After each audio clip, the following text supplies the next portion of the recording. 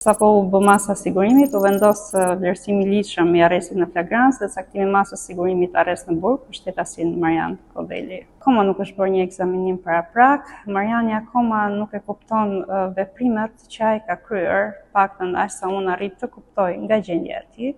Akoma s'ka arritur të kuptoj gjendjen, veprimet që kanë ardhur si pasojë e këtij.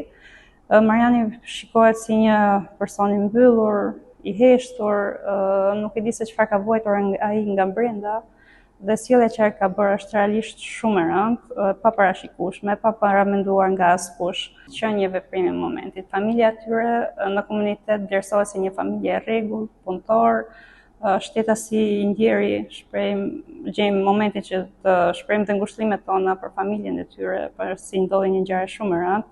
Është një paraqitet si një familjar i rregullt, punëtor, i cili ka kontribuar gjithë jetën për familjen e tij.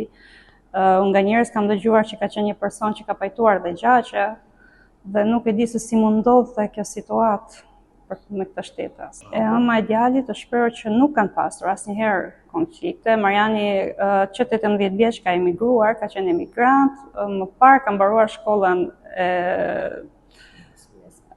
e mesme, gjatë shkollës ka qenë në shkollë edhe ka punu në të njëjtën kohë. Gjithashtu, pas moshës 18 vjeçe ka qenë emigrant, nuk e di se si ka qenë dhe si është ndjera ai atje, pas kthimit ka qenë i heshtur, i qetë, i mbyllur dhe nuk në muajin qershor të këtij viti. Dhe ai po priste dita ditës që të priste një bilet që të kthehej sërish tek vendi i tij i punës, siç është shprehur. Para pak ditësh ju kishte vdekur gjyshja e tij dhe për këtë arsye ai është munduar, domethënë, të rrihet dhe ca ditë, siç është i ka thënë Dijati, të rrish ca ditë.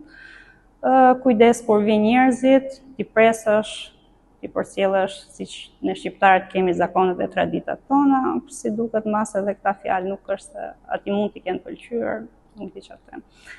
Por që du them që Mariani nuk është shoqëruar asnjëherë në komisariat, asnjëherë nuk ka pasur kallëzime për këtë shtetas, as për familjarët e tij, nuk ka asur ndërmbrojtje dhe asgjë tjetër. Duhet të bërë një verifikim apo ndoshta nga ana juaj është kërkuar që të ketë një shtrim?